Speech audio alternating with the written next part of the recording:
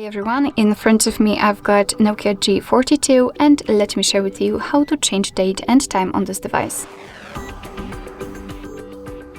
So let's start with opening the settings and then scroll down to the very bottom to find the system. Now let's tap on date and time. And as you can see here, we've got some options which are currently inactive. It is because we are using the automatic options. So let me first of all turn off all of those switchers.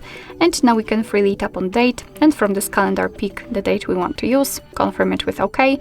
The same situation with the time, just pick it from the clock, tap on OK, and it will be immediately applied to the status bar. We can also change the time zone, just tap on it, tap on the region, and here we've been transferred to the list of available regions, so simply find yours and tap on it. Let me pick this one, and as you can see it will be immediately applied. Of course, beware that after changing the time zone, the time will also change according to it. Here we can also customize the time format. We can decide whether we want to use the local default or manually decide 24-hour or 12-hour format. It's up to you.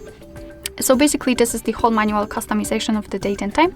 And of course, if you want to, you can go back to all previous settings, the automatic options, just by tapping on this switcher here and those for the time zone.